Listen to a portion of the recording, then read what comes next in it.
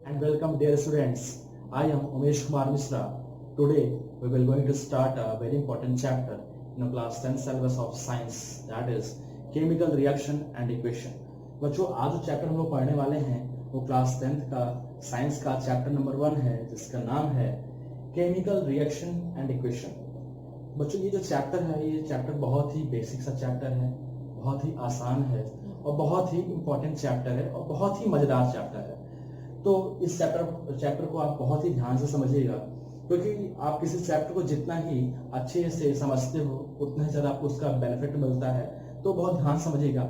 पहले स्टार्ट करते हैं केमिकल रिएक्शन एंड इक्वेशन। तो सबसे पहले बच्चों बात करते हैं कि रिएक्शन क्या होती है। What do you mean by reaction? Reaction क्या होती है बच्चों? तो हमारे डेली लाइफ में जितने भी प्रोसेस होते हैं उसको हम लोग क्या बोलते हैं? रिएक्शंस। एग्जांपल की बात करें, जैसे जो लोग फूड खाते हैं तो फूड का हमारे बॉडी में जो डाइजेशन होता है वो एक तरह से क्या है? रिएक्शन है। मैं सांस ले रहा हूँ, आप लोग जो सांस ले रहे हैं वो भी एक तरह से क्या है बच्चों? रिएक्शन है। मैं पढ़ा रहा हूँ, ये भी एक तरह से क्या है? रिएक्शन है। लोहे पे जो जंग लगता है जिसको हम बोलते हैं रस्टिंग ऑफ आयरन, ये भी एक तरह से क्या है बच्चों? रिएक्शन है। अब बात करते हैं जो रिएक्शन होता है बच्चों वो दो तरह से होता है, उसको हम यहाँ पे बीच में लिख देते हैं। जो हमारा रिएक्शन होता है बच्चों वो दो तरह से होता है। एक होता है फिजिकल रिएक्शन,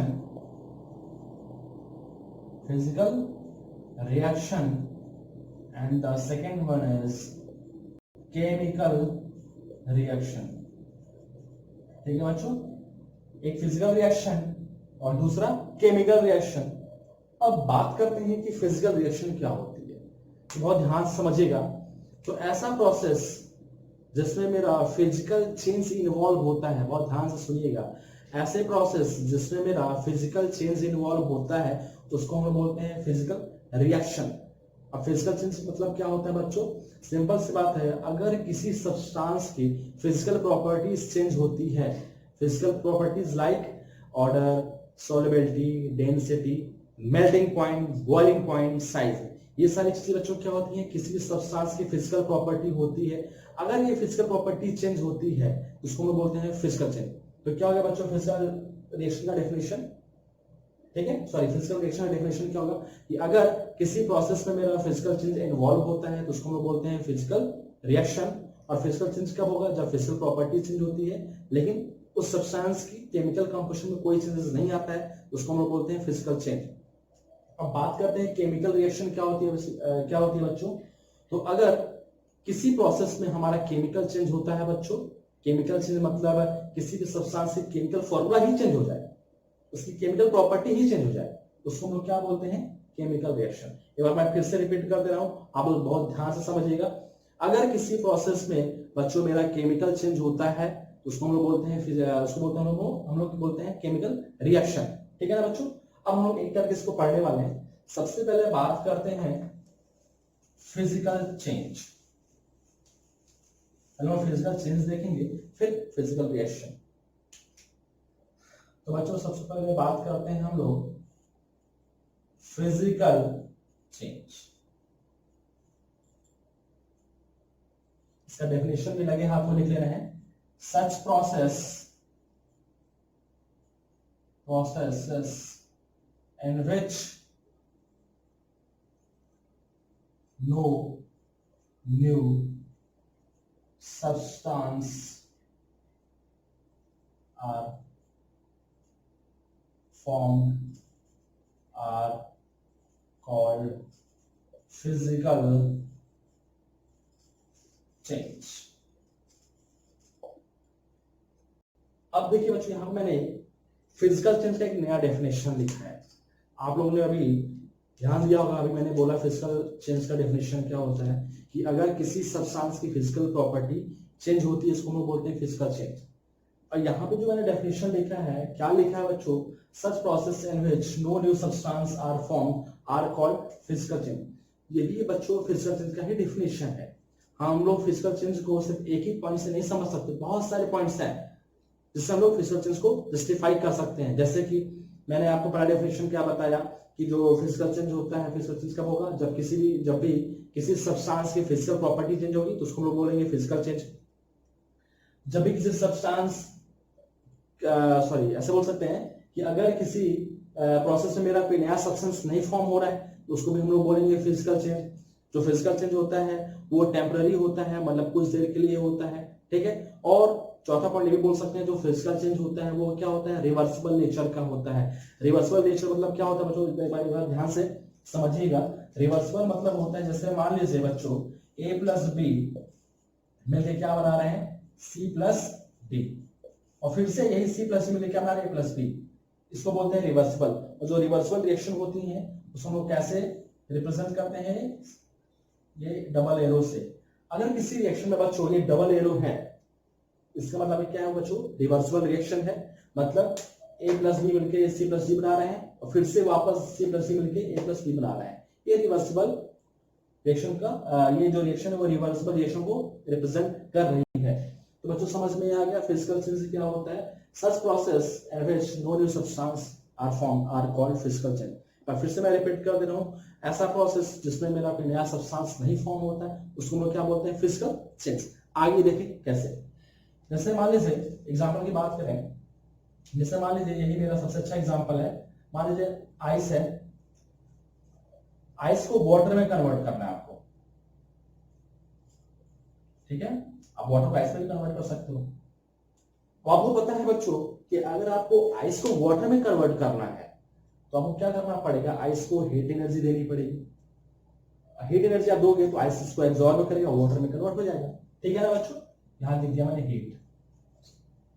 और फिर अगर आप उसी वाटर को चाहते हो फिर से उसको आइस में कन्वर्ट करना, तो आप उसी वाटर को क्या कर दो, कूल कर दोगे। कूल कर दोगे तो आपका आइस में आइस में कन्वर्ट हो जाएगा। इसका मतलब क्या है बच्चों, इससे हम लोग ये भी बना लिए और इससे भी बना लिए। इसका मतलब क्या है बच्चों, ये क्या है, फिजिकल चेंज है ना। मैंने अभी आपको बताया कि जो फिजिकल चेंज होती है वो क्या होती है, रिवर्सिबल नेचर का होता है। और क्या होता है, टेम्पररी होता है। टेम्पररी मतलब जैसे मान लीजिए आइस से वाटर में कन्वर्ट हो गया, वाटर से आइस में कन्वर्ट हो गया, ठीक है ना।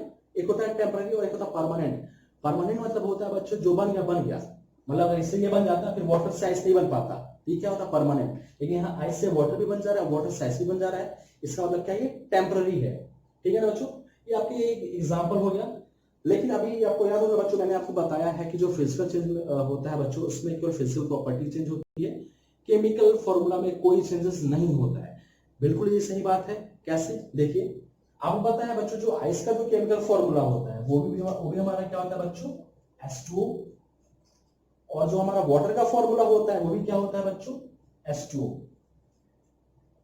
और साथ में हम लोग अगर चाहें तो यहाँ पे फिजिकल प्रॉपर्टी को भी देख सकते हैं कि मैंने आपको बताया कि जब भी फिजिकल चेंज होगा हमारा तो हमारी फिजिकल प्रॉपर्टी चेंज होती है। जैसे मान लीजिए डेंसिटी की अगर मैं बात करूं, डेंसिटी की, तो आपको पता है एट 0 डिग्री सेल्सियस पे जो आइस का जो डेंसिटी होता है बच्चों वो होता है आपका 0.9167 ग्राम पर सेंटीमीटर क्यूब। आपको पता है ये जो ग्राम पर सेंटीमीटर क्यूब है ये क्या होता है बच्चों, डेंसिटी की यूनिट होती है। अगर बात करें वाटर की डेंसिटी की एट 0 डिग्री सेल्सियस तो क्या होता है बच्चों, 0.9998 ग्राम पर सेंटीमीटर क्यूब, ठीक है ना बच्चों।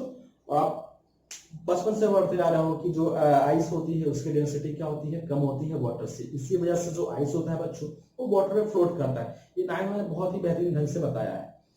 अब यहाँ पे मैंने लिखा हुआ है ग्राम पर सेंटीमीटर क्यूब क्या होता है बच्चों, ये डेंसिटी की यूनिट होती है। क्योंकि आपको पता है बच्चों density is equal to mass by volume, ठीक है ना।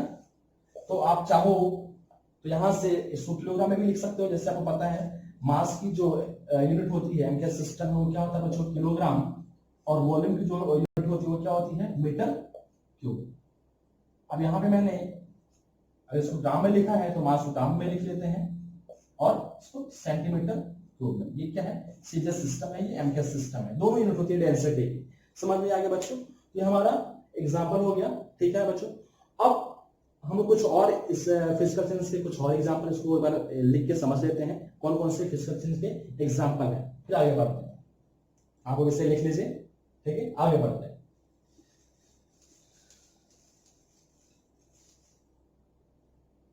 Example of physical change.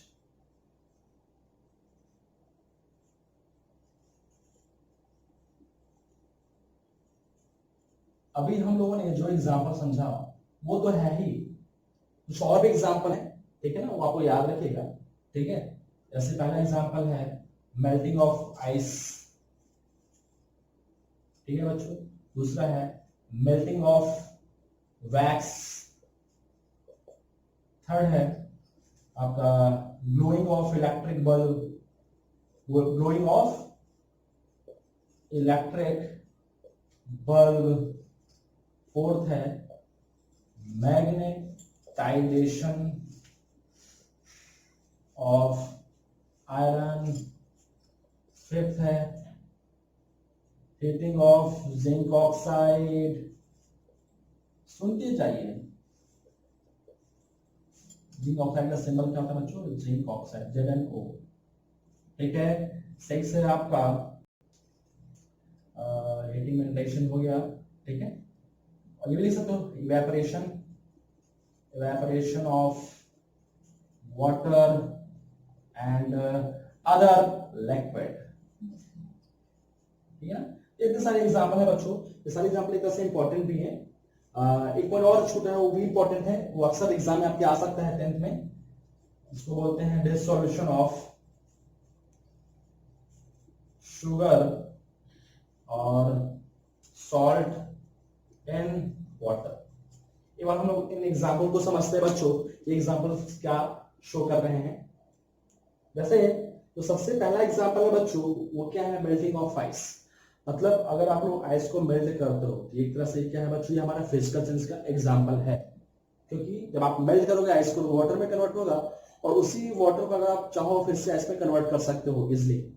Second example क्या है? Melting of wax. आपको पता है बच्चों, जो कैंडल वैक्स होता है, यहाँ पे मैं कैंडल वैक्स की बात कर रहा हूँ, जो कैंडल वैक्स होता है बच्चों, आपने देखा होगा उसको, आप उसको बर्न करते हो तो जो सॉलिड होता है, जो कैंडल का जो सॉलिड पार्ट होता है वो मेल्ट करने लगता है, और मेल्ट होने लगता है तो फिर से नीचे आके डिपॉजिट होने लगता है, मतलब जो पिघला वो फिर से जमने लगा। एक तरह से ये क्या है बच्चों? रिवर्सिबल है ना, और वो क्या है? टेम्पररी। समझ में आ रहा है कि नहीं? और कोई नया सब्सटेंस फॉर्म नहीं हुआ है। याद रखिएगा, मेल्टिंग ऑफ वैक्स क्या है? फिजिकल सेंस का एग्जांपल है। आगे बढ़ते हैं।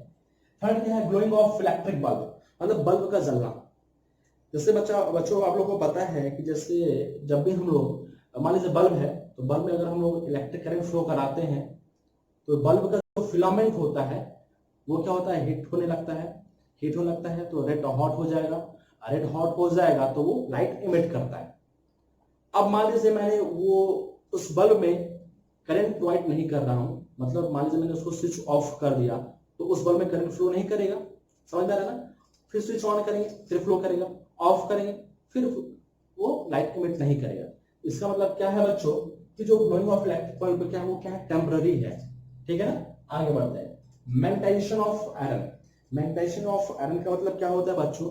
सिंपल सी बात है, आप एक आयरन का एक टुकड़ा लीजिए, उसके चारों तरफ कॉपर की वायर से उसको बाउंड कर दीजिए, लपेट दीजिए, उसके बाद उसमें करंट फ्लो कराइए, ठीक है ना। जब आप करंट फ्लो कराओगे तो आपको पता है बच्चों, वो जो आयरन का जो रॉड है वो एक मैग्नेट की तरह बिहेव करेगा, और अगर वो मैग्नेट की तरह बिहेव करेगा तो आयरन के जो ऑब्जेक्ट्स होते हैं उसको अट्रैक्ट करता है। लेकिन जैसे ही आप मान लीजिए इलेक्ट्रिक करंट की जो सप्लाई है उसको ऑफ कर देते हो तो वो मैग्नेट की तरह बिहेव नहीं करेगा। तो मैग्नेट की तरह बिहेव नहीं करेगा तो जो आयरन की नेल है वो फिर से उसको वापस छोड़ देगा, ठीक है। नेक्स्ट पॉइंट बात करते हैं हीटिंग ऑफ जिंक ऑक्साइड।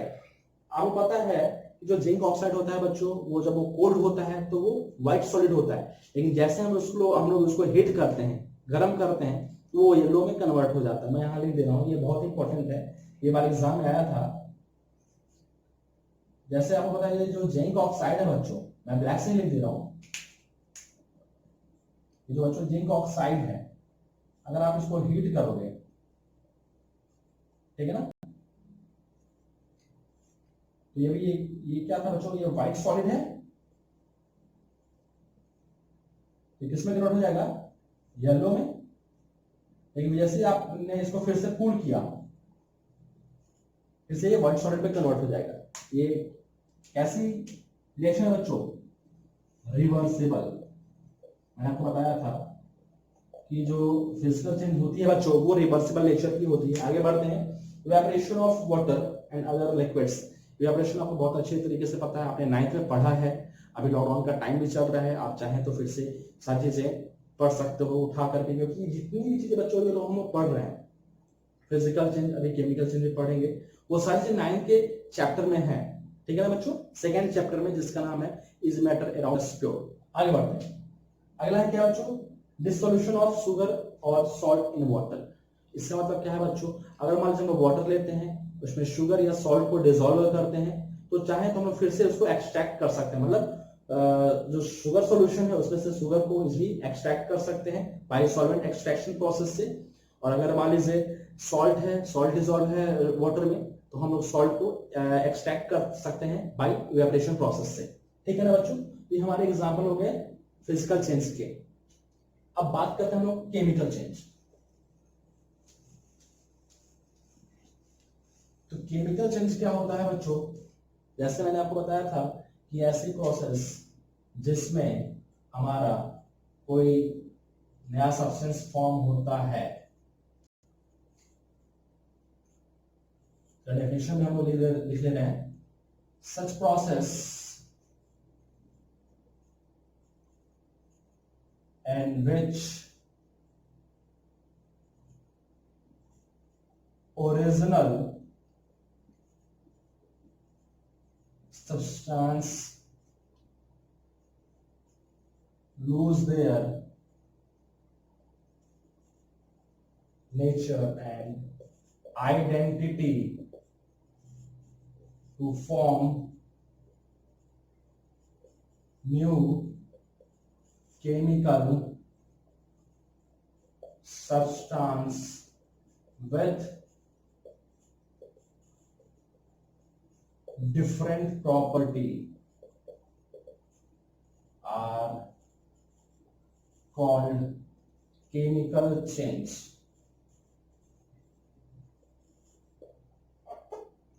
जैसा कि बच्चों मैंने आपको बताया है केमिकल चेंज क्या होता है, कि जो केमिकल चेंज होता है उसमें जो सब्सटेंस होता है उसका केमिकल फॉर्मूला ही चेंज हो जाता है, ठीक है ना।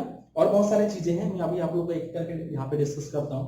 सबसे पहले बात करते हैं केमिकल चेंज क्या होता है। तो ऐसा प्रोसेस जिसमें जो हमारा ओरिजिनल सब्सटेंस होता है बच्चों, वो अपना नेचर और जो आइडेंटिटीज होती है उसको लूज कर देता है और एक नया सब्सटेंस फॉर्म करता है। और जो नया सब्सटेंस जो फॉर्म होता है बच्चों, उसकी जो प्रॉपर्टीज होती है वो डिफरेंट होती है किससे, जो ओरिजिनल सब्सटेंस होता है। कैसे, आइए देखते हैं एग्जांपल के थ्रू इसको समझते हैं।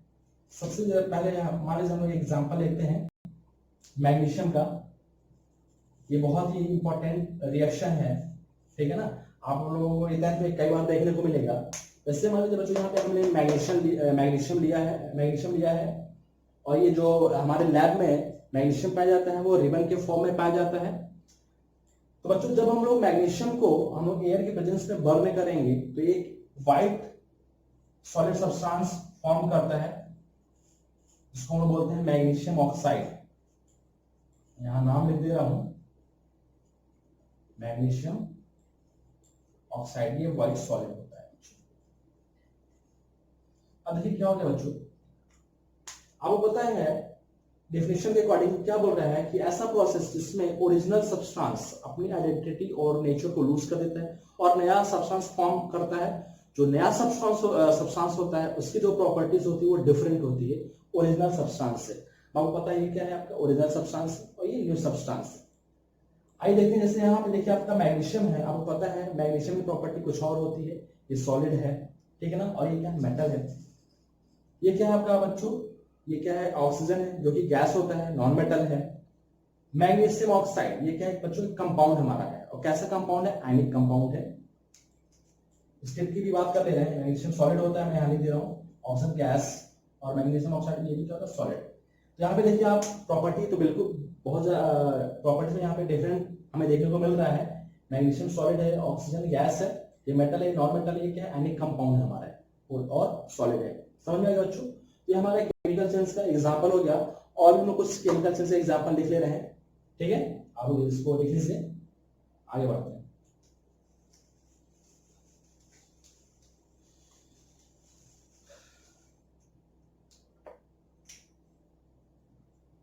Example of chemical change. सबसे पहला हमारा जो एग्जांपल है रस्टिंग ऑफ आयरन, लोहे पे जंग लगना, जो मैंने आपको बताया। दूसरा है digestion of food in our body, ठीक है। थर्ड, राइपनिंग ऑफ फ्रूट्स, फलों का पकना।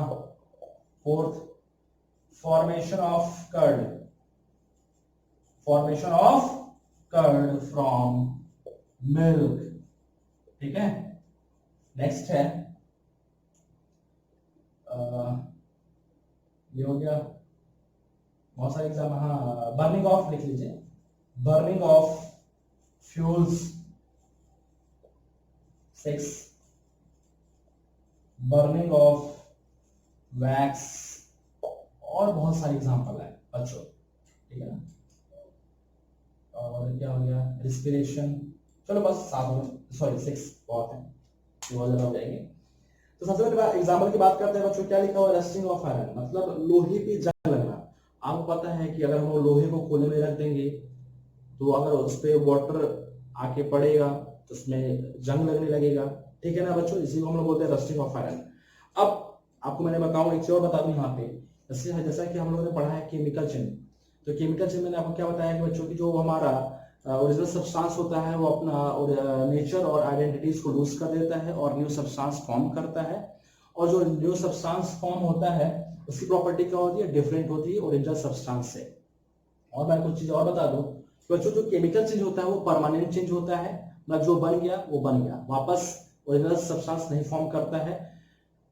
एक पॉइंट और उसमें हम ऐड कर सकते हैं कि जो केमिकल चेंज होता है बच्चों वो इरिवर्सिबल नेचर का होता है। जैसे कि यहाँ पे रस्टिंग ऑफ आयरन है, तब अगर लोहे पे जंग लग गया, जंग लगने के बाद वापस वो जो ओरिजिनल आयरन था, जो सुंदर सा था, अच्छा था, वो आपको वैसा उसी हालत में नहीं मिलेगा। आगे बढ़ते हैं, digestion of food in our body, मतलब जो हम लोग फूड खाते हैं उसका जो डाइजेशन होता है, खाना पच जाए तो वापस खाना तो बनेगा नहीं। समझ में आ गया बच्चों। एक तरह से क्या बच्चों, केमिकल चेंज है। राइपनिंग ऑफ फ्रूट्स, मतलब फलों का पकना। आम का सीजन चल रहा है बच्चों, सबसे अच्छा एग्जांपल है। आम कच्चा है, अभी हरे रंग का है, पक गया पीला रंग का हो गया, तो पक गया, पकने के बाद क्या वापस वो हरे रंग हो जाएगा क्या, मतलब वो अगर पका हुआ है फिर वो वापस कच्चा हो जाएगा क्या, आप खुद बताइए सोच करके, ठीक है ना। तो ये इसका थर्ड एग्जांपल हो गया। नेक्स्ट एग्जांपल क्या है, formation of curd from milk, अगर दूध से दही बन गया, दूध से दही बन सकता है, तो आप ही बताइए दही से दूध बन जाएगा क्या, पॉसिबल है नहीं। समझ में आ गया। पहले ही मैंने आपको बताया है कि जो केमिकल चेंज होता है बच्चों, वो क्या होता है, इरिवर्सिबल नेचर का होता है और परमानेंट होता है, मतलब जो बन गया वो बन गया, ठीक है। आगे बढ़ते हैं। नेक्स्ट क्या है, बर्निंग ऑफ फ्यूल्स, मतलब फ्यूल्स आपको पता है क्या क्या होता है, जैसे मान लीजिए केरोसिन ऑयल है, पेट्रोल है, डीजल है, एलपीजी, ये सब सारी चीजें क्या होती है बच्चों, फ्यूल्स होती है। अगर ये बर्न हो गई तो वापस ये हमें मिलने वाली नहीं है। आगे बढ़ते हैं। 6, बर्निंग ऑफ वैक्स, मतलब जो कैंडल होता है, अगर आप उसको बर्न करोगे तो आपको पता है कि उसमें से हमारा CO2 गैस निकलती है और क्या निकलता है बच्चों, वाटर वेपर, तो वहां पे एक नया सब्सटेंस फॉर्म होता है, ठीक है ना बच्चों। ये हमारे बच्चों क्या है, सारे क्या है, केमिकल चेंज के एग्जांपल है, ठीक है ना बच्चों। ठीक है, आप लोग इसको लिख लीजिए। आगे बढ़ते हैं, ठीक है।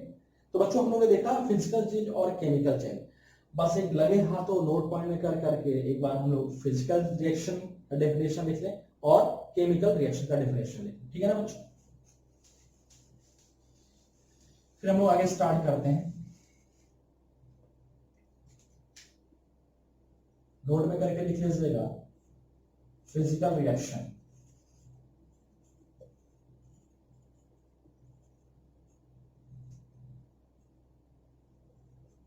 the process involving the physical change is called physical reaction.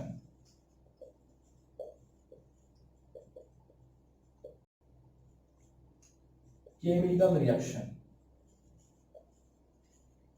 बहुत सारे डेफिनेशन है, मैं आपको कोशिश करूंगा कि 2-3 डेफिनेशन बताऊं ताकि आपको बहुत सारी कोई प्रॉब्लम ना देखने को मिले। The process involving involving the chemical change is called chemical reaction। ठीक है बच्चों, ये हमारा फिजिकल रिएक्शन होगा और केमिकल रिएक्शन, आप लोग इसको लिख लीजिए।